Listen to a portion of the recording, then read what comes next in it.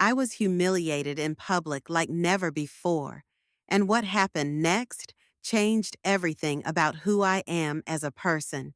I could have let it destroy me, could have hidden away forever, but instead, I decided to face the pain head on and transform it into something powerful. The shame was suffocating. The embarrassment felt like it would never end. But sometimes, rock bottom becomes the foundation you build your strongest self upon. It wasn't just an accident.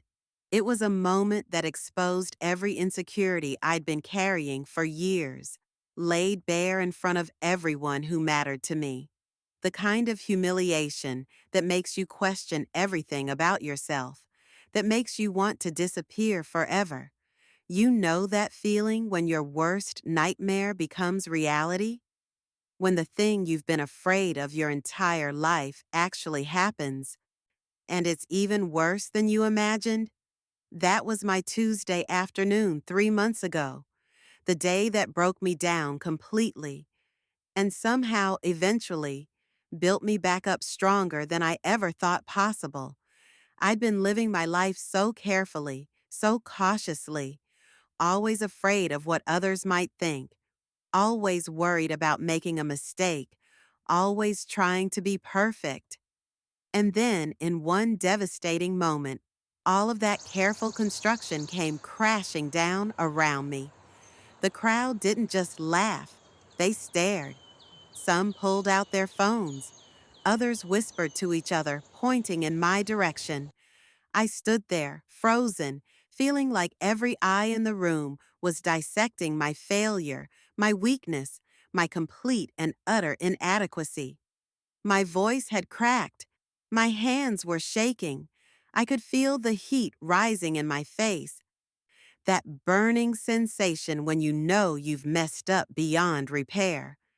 The silence that followed was deafening. Then came the murmurs, the barely contained laughter, the looks of pity mixed with secondhand embarrassment. I wanted the floor to open up and swallow me whole. I wanted to run, to hide, to never show my face again. The pain wasn't just embarrassment, it was shame, deep and cutting, telling me I wasn't good enough, that I'd never be good enough, that everyone now knew what I'd been trying so hard to hide, that I was a fraud. I could have run. Everything in me screamed to get out of there, to avoid those people forever, to change schools, to move to another city, to reinvent myself somewhere where nobody knew about my moment of complete humiliation. But as I stood there, drowning in my own shame, something shifted. Maybe it was desperation. Maybe it was exhaustion from running from my fears for so long. But I made a decision that surprised even me. I wasn't going to let this moment define me. I wasn't going to let the fear of embarrassment control my life anymore. It took every ounce of courage I had. But instead of fleeing, I stayed. I looked at the faces around me, saw the mixture of pity and discomfort, and realized something profound. Their reactions said more about their own discomfort with vulnerability than it did about my worth as a person. That's when I knew I had a choice. I could let this destroy me, or I could use it as a catalyst for the change I'd been too afraid to make. The weeks that followed were the hardest of my life. Every time I walked down the hallway, I felt like people were still thinking about that moment. Every conversation felt loaded with judgment. I replayed the scene in my head thousands of times, each replay more painful than the last. But something was happening beneath the surface of all that pain. I was starting to ask myself questions I'd never dared to ask before. Why did other people's opinions matter so much to me? Why had I been living my life so small, so afraid, so worried about making mistakes? Why had I given other people so much power over how I felt about myself? I started reading about shame and vulnerability. I learned about the difference between guilt and shame. Guilt says, I did something bad, but shame says, I am bad. I'd been carrying shame for years, and this public moment had just brought it all to the surface. I began to understand that my humiliation wasn't really about that one moment. It was about a lifetime of believing I had to be perfect to be worthy of love and acceptance. It was about the stories I'd been telling myself about who I was and what I deserved. The pain was real and it was deep, but it was also showing me exactly where I needed to heal. I had to get honest with myself in ways that hurt. I had to admit that I'd been living my life from a place of fear, always trying to control how others saw me, always performing instead of just being. The humiliation had stripped away all my carefully constructed masks, and for the first time, I was seeing myself clearly. It was terrifying and liberating at the same time. All those years of trying to be what I thought others wanted me to be, all that energy wasted on worrying about judgment, all those opportunities I'd missed because I was too afraid to risk looking foolish. It all came into sharp focus. I realized I'd been giving everyone else the power to determine my worth. I'd been living as if other people's opinions were facts about who I was as a person. But opinions aren't facts. Judgment says more about the judge than the judged. And my value as a human being isn't determined by whether I have a perfect moment or a humiliating one. The mirror was showing me someone who had been hiding for years, someone who had been playing small, someone who had been apologizing for existing. But it was also showing me someone who was strong enough to survive this moment, someone who was brave enough to stay and face the pain instead of running. Growth isn't glamorous. It's not a montage of inspiring moments with uplifting music. It's daily, sometimes hourly, choices to see yourself differently. It's catching those old thought patterns and consciously choosing new ones. It's feeling the fear and doing it anyway. I started small. I raised my hand in class even when I wasn't completely sure of the answer. I spoke up in conversations instead of staying silent. I shared my opinions even when they might be unpopular. Each time my heart raced. Each time I expected the worst. And each time I survived. I began to separate my identity from my performance. I started to understand that making mistakes doesn't make me a mistake, that being vulnerable doesn't make me weak, that other people's discomfort with my authenticity is their issue to work through, not mine. The shame was still there, but it was losing its grip on me. Every day, I practiced self-compassion instead of self-criticism. I spoke to myself the way I would speak to a friend going through the same thing.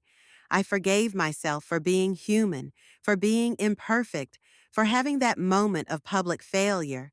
And slowly, something beautiful started to happen. The fear that had controlled my life for so long began to lose its power. As I learned to be gentler with myself, something unexpected happened. Other people started responding to me differently, not because I was performing better or being more perfect, but because I was being more real, more authentic, more genuinely myself. I discovered that vulnerability isn't weakness. It's actually the birthplace of courage, creativity, and change. When I stopped trying to hide my imperfections, I found that people connected with me on a deeper level. My willingness to be seen, really seen, gave others permission to do the same. The humiliation that had felt like the end of the world became the beginning of my real life. The life where I didn't have to be perfect to be worthy. The life where I could make mistakes and still be lovable. The life where other people's opinions informed my decisions but didn't control them. I started taking risks I never would have taken before. I tried things I might fail at. I put myself in situations where I might look foolish. And you know what? Sometimes I did fail. Sometimes I did look foolish. But I also discovered that I could survive those moments. more than survive. I could learn from them, grow from them, become stronger because of them. The person I am now wouldn't recognize the person I was before that humiliating moment. Not because I'm perfect now. I'm not. But because I'm free. Free from the prison of other people's expectations. Free from the exhausting work of trying to be someone I'm not. Free from the fear that had been running my life. I still feel embarrassed sometimes. I still make mistakes. I still have moments where I cringe at something I've said or done, but those moments don't define me anymore. They don't send me spiraling into shame and self-hatred. They're just part of being human, and I've finally learned that being human is enough. The pain of that public humiliation was real and it was deep, but it was also the pain of old wounds being opened so they could finally heal. It was the pain of growth, of stretching beyond the small space I'd been living in, of becoming someone bigger and braver than I ever thought possible. I understand now that shame thrives in secrecy and silence. It loses its power when we bring it into the light, when we talk about it, when we realize we're not alone in our struggles with imperfection and vulnerability. The most beautiful part of this journey has been discovering that my willingness to be open about my struggle gives other people permission to be open about theirs. When I share my story of humiliation and growth, I see recognition in people's eyes. I see relief. I see hope. We're all walking around carrying shame about something. We're all afraid of being seen as not good enough, not smart enough, not worthy enough. But when one person is brave enough to say, I'm imperfect and I'm still worthy of love, it creates a ripple effect. It reminds others that they don't have to be perfect either. I've learned to use my story as a bridge to connect with others who are struggling with shame and fear. I've learned that our wounds, when healed, become our wisdom. Our pain, when processed, becomes our power to help others. The humiliation that once felt like my greatest weakness has become one of my greatest strengths, not because I enjoyed being embarrassed, but because I learned how to transform that experience into wisdom, compassion, and connection. Success used to mean never failing, never looking foolish, never being anything less than perfect. Now, success means being brave enough to be real, honest enough to be vulnerable, and resilient enough to get back up when I fall down. Success means choosing growth over comfort, authenticity over approval, connection over perfection.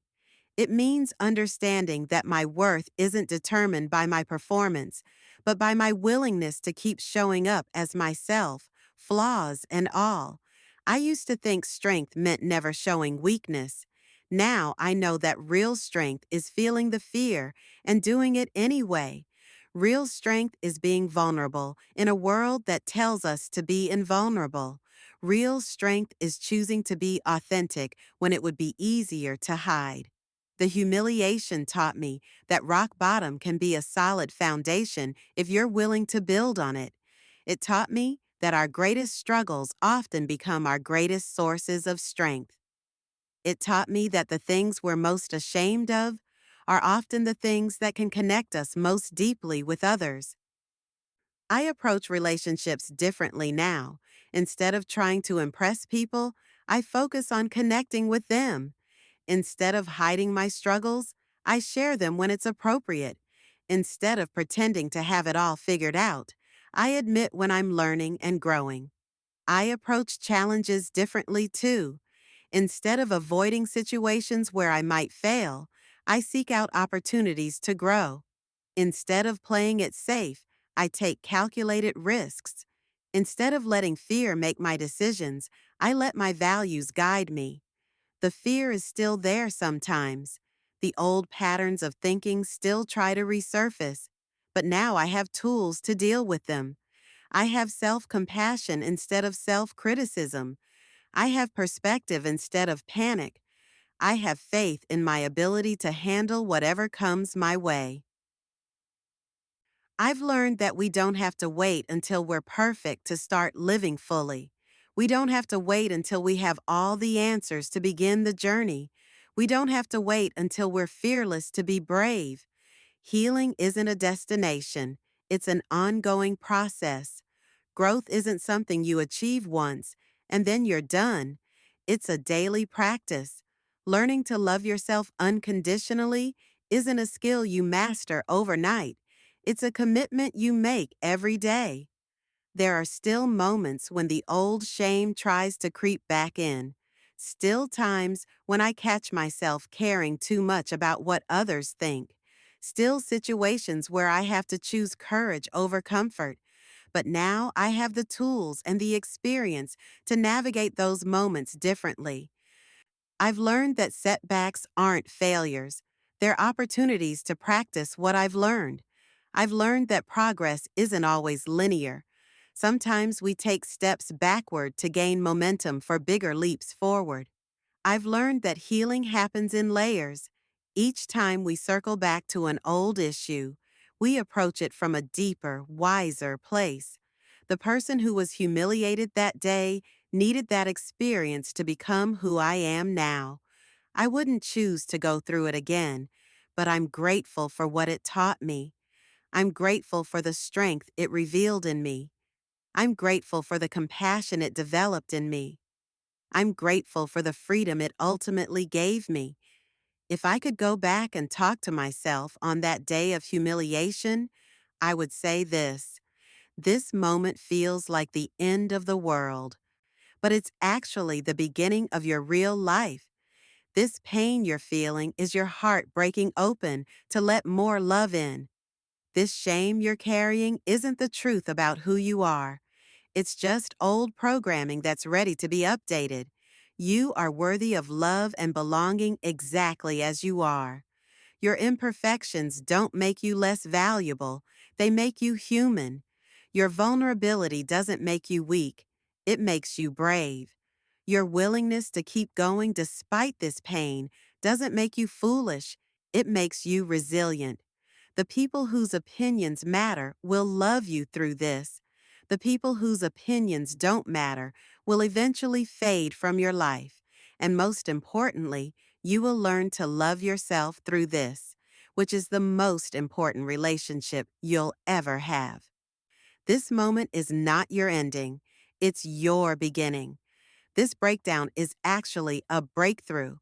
This humiliation is actually an invitation to live more authentically than you ever have before. To anyone who has ever been publicly humiliated, who has ever felt the burning shame of being seen in your imperfection, who has ever wanted to disappear rather than face the judgment of others, I want you to know that you are not alone. Your worth is not determined by your worst moment. Your value is not diminished by your mistakes. That moment of humiliation is not the end of your story. It's the beginning of your growth story. It's the catalyst that can transform you from someone who lives in fear to someone who lives in freedom. It's the invitation to stop performing and start being authentic. The pain you're feeling is real, and it's valid. Don't try to skip over it or numb it or pretend it doesn't matter. Feel it fully, process it completely, and then use it as fuel for your transformation. Let it teach you about resilience. Let it show you your own strength.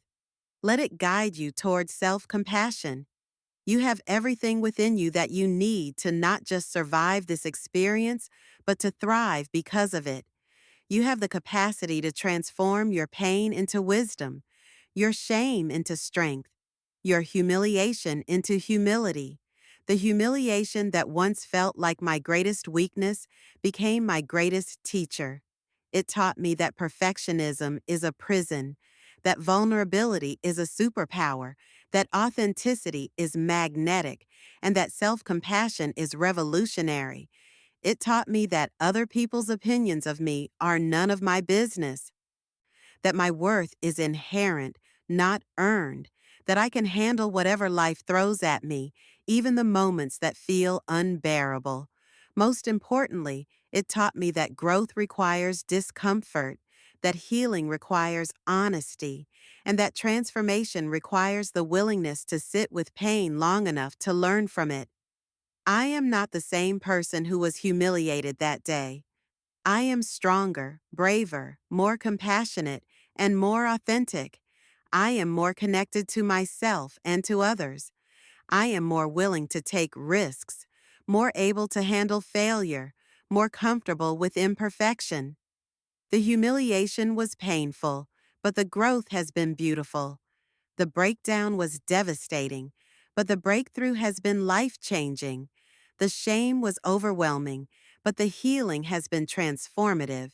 And if it can happen for me, it can happen for you too. Your moment of humiliation is not your moment of defeat. It's your moment of potential. It's your invitation to become who you were always meant to be, authentically, courageously, beautifully yourself.